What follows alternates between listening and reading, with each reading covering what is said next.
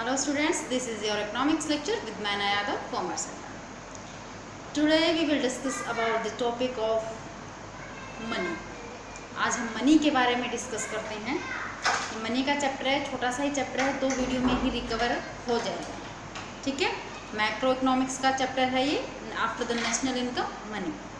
चलिए हम देखते हैं कि मनी के इंट्रोडक्शन से पहले हम आपको बार्टर सिस्टम के बारे में बताना चाहते हैं। Barter system you know very well that कि बार्टर सिस्टम क्या होता है। 9th में 10th में बहुत जगह आपने पढ़ा है बार्टर सिस्टम C2C इकोनॉमी जिसको हम बोलते हैं। ठीक है, बार्टर सिस्टम मतलब एक्सचेंज गुड्स टू गुड्स। ठीक है, मतलब गुड्स से गुड्स के बीच में एक्सचेंज होता है, उसको हम क्या कहते हैं, बार्टर सिस्टम। बहुत ही ईजी सा टॉपिक है ये बार्टर सिस्टम। तो सबसे पहले हम बार्टर सिस्टम और उसके ड्रॉबैक्स को कंप्लीट करेंगे, देन आफ्टर मनी के ऊपर आएंगे, money and its features and functions. ठीक है, तो बार्टर सिस्टम है goods to goods exchange. That means अगर मुझे कहीं से मुझे अनाज खरीदना है, अनाज में मुझे राइस चाहिए, ठीक है, तो मैं राइस चाहिए तो इसका मतलब क्या है कि मुझे कुछ ना कुछ पे करना पड़ेगा। मनी तो था नहीं तो क्या पे कर सकते हैं। ठीक है, तो मुझे कोई ऐसा बंदा चाहिएगा जो राइस दे सके और मेरे से व्हीट ले सके। ठीक है, मतलब अगर मैं गेहूं देकर राइस लेकर लेना चाहती हूँ तो ये क्या हो गया, बार्टर सिस्टम हो गया। ठीक है, सामने वाले बंदे को भी व्हीट की ज़रूरत होनी चाहिए और राइस उसको देना है। ठीक है, वो देने के लिए तैयार हो राइस। समझ में आ रही बात। ठीक है, तो इस system goods to goods exchange वाले सिस्टम को क्या कहते हैं, बार्टर सिस्टम।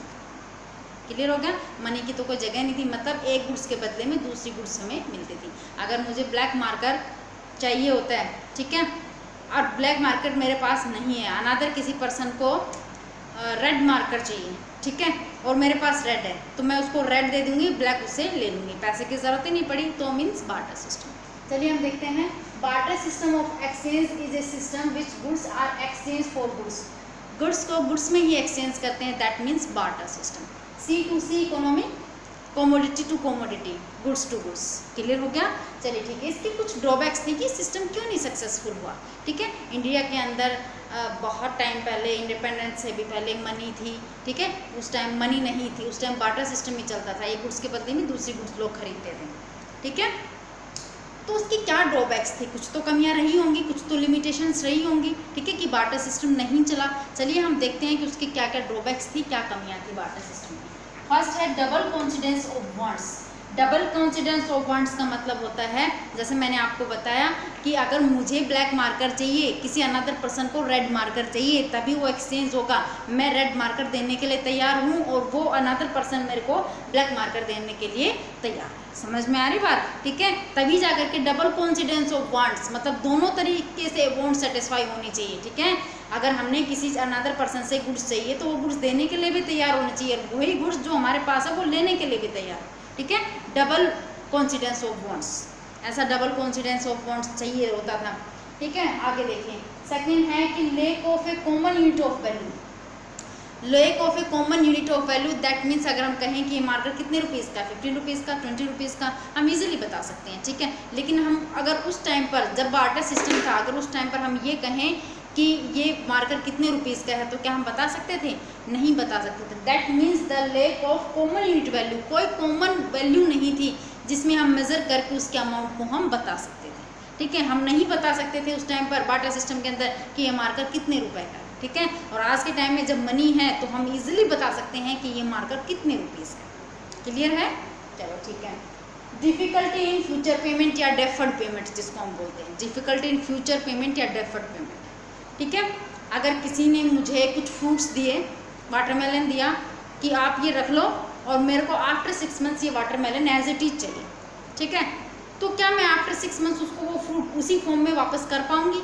6 मंथ्स तक तो पता नहीं वाटरमेलन ठीक क्या होगा। Easily you know very well that क्या ये ऐसी गुड्स हैं जिनको हम काफ़ी लंबे टाइम तक स्टोर नहीं कर सकते, तो 6 मंथ तक तो वाटरमेलन का पता नहीं क्या बन जाएगा, है ना। तो क्या मैं उस वाटरमेलन को एज इट इज़ वापस कर सकती हूँ? नहीं कर सकती। दैट मीन्स फ्यूचर पेमेंट के लिए भी बार्टर सिस्टम हमारा क्या था, परफेक्ट नहीं था।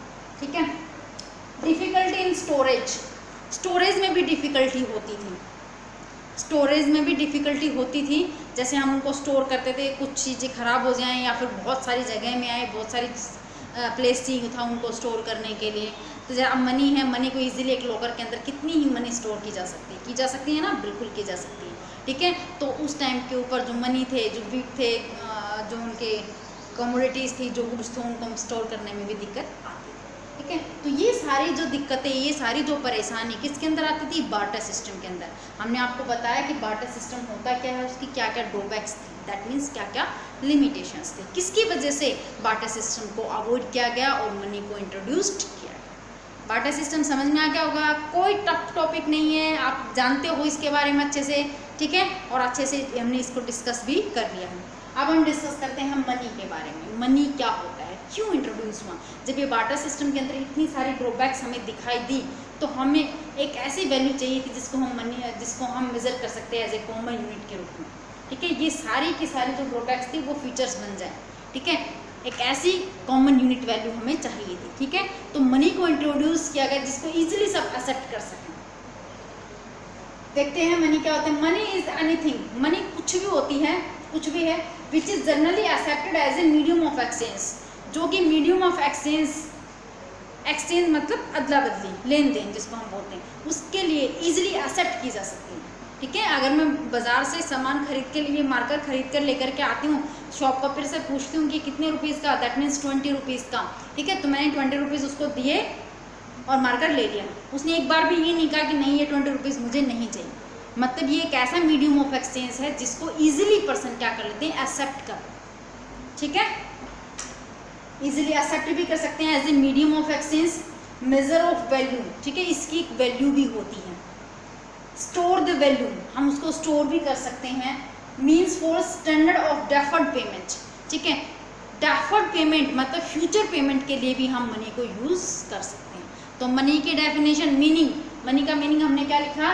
Money is anything which is generally accepted as a medium of exchange, measures of value, store the value and means of standard of deferred payment. Deferred payment के लिए भी इन फ्यूचर में benefit रहता है, ठीक है। ये था मनी। अब देखिएगा, money is anything which law says money, money जो कुछ भी है जिसको लॉ, कानून ये कहता है कि ये मनी है, ठीक है। कानून के द्वारा सर्टिफाइड होगी, रजिस्टर्ड होगी है, और कानून ये कहता है कि ये मनी है, ये पैसा, ये 10 का नोट है तो 10 का ही है, ये 100 रुपीज़ का नोट है तो 100 का ही है। मनी ये कहता है कि 2000 का तो 2000 का ही है, ठीक है। अगर लॉ ने, अगर कानून ने प्रूव कर दिया कि ये मनी है तो वो मनी ही है। समझ में आ रही बात? चलिए आगे हम देखते हैं कैसे कौन से फंक्शंस हैं मनी के। वैसे तो अनटच नहीं हो इनसे, लेकिन फिर भी हम डिस्कस कर लेते हैं कि मनी के फंक्शंस, मनी के काम, ठीक है। फीचर्स अगर कहें, फंक्शंस अगर कहें तो सब यही आते हैं इसके अंदर। फर्स्ट पॉइंट है कि मीडियम ऑफ एक्सचेंज, मतलब मनी को हम as a medium of exchange easily accept कर लेते हैं। अगर हमने कुछ सामान खरीदना है, अगर हमने बाइक खरीदनी है तो पैसे दिए और बाइक खरीद दी, सामने वाला ये नहीं कहेगा कि ये पैसे मुझे नहीं चाहिए, नकली है, ये अच्छे नहीं है, ये मुझे नहीं चाहिए, वो इजीली इसको एक्सेप्ट कर लेगा। तो मनी को हम एज ए एक्सचेंज के रूप में गुड्स खरीदने के लिए, ठीक है, ईजिली उसको हम यूज़ कर सकते हैं as a medium of exchange, ठीक है। कुछ भी खरीदा, पैसे दे दिए, ठीक है, कुछ भी बेचा, पैसे ले लिए, मीडियम ऑफ एक्सचेंज, ठीक है। Measures of value, that means price, किसी भी गुड्स की एक प्राइस भी डिसाइड कौन करता है? मनी ही करता है। किसी भी गुड्स का जो प्राइस है, ठीक है, उसका प्राइस कौन डिसाइड करता है? मनी ही डिसाइड करता है, ठीक है। मार्कर कितने रुपीज़ का है, वाइट बोर्ड कितने रुपीज़ का है, ये बुक कितने रुपीज़ की है, वो बाइक कितने रुपीज़ की है, ठीक है। ये सब जो कितनी मनी के हैं, ठीक है। इजीली मनी पता हुआ, अगर हमें वो चीज़ चाहिए तो हम उसको परचेज कर सकते हैं। मनी की पेमेंट करेंगे और सामान को परचेज करेंगे, ठीक है।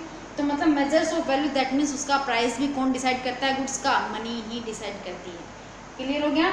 अगला देखिए, store of value, that means store भी कर सकते हैं, मनी को स्टोर कर सकते हैं ना, ईजिली कर सकते हैं, कोई दिक्कत नहीं है, ठीक है। हम मनी को स्टोर भी कर सकते हैं, कहीं भी स्टोर कर सकते हैं, किसी भी जगह कर सकते हैं, ना वो ख़राब होती है, ना कोई दिक्कत आती है, ना कोई परेशानी आती, कितना ही पैसा स्टोर कर लो, कोई दिक्कत नहीं, ठीक है। अगला है कि डिफर्ड पेमेंट। डेफर्ड पेमेंट का मतलब होता है फ्यूचर की पेमेंट के लिए। क्या हम मनी को फ्यूचर की पेमेंट के लिए यूज़ कर सकते हैं? डेफिनेटली कर सकते हैं। आज अगर हमने कोई सामान परचेज किया है और अगर हमारे पास पैसे नहीं हैं, तो शॉपकीपर को हम ये बोलते हैं कि after one month and after 2 months आई पे योर मनी, मैं आपका पैसा वापस कर दूंगा, ठीक है। तो हम कर सकते हैं 2 महीने के बाद, 3 महीने के बाद हम उसका पैसा इजीली वापस कर सकते हैं। दैट मीन्स फ्यूचर में अगर कोई पेमेंट करनी है फ्यूचर में अगर कोई ट्रांजेक्शन्स होनी है, ठीक है, तो उनके लिए भी मनी हमारी क्या है, सुटेबल है। समझ में आ गया? बिल्कुल आ गया होगा, ठीक है। तो आज की इस लेक्चर में हमने क्या पढ़ा है, मनी को हमने स्टार्ट किया है, मनी वाले चैप्टर को, जिसमें हमने पढ़ा कि बार्टर सिस्टम और बार्टर सिस्टम के ड्रॉबैक्स क्या थे, money statement and meaning and money के फीचर्स, ठीक है। आज के लिए इतना ही, कल मिलते हैं अनदर वीडियो के साथ में, तब तक के लिए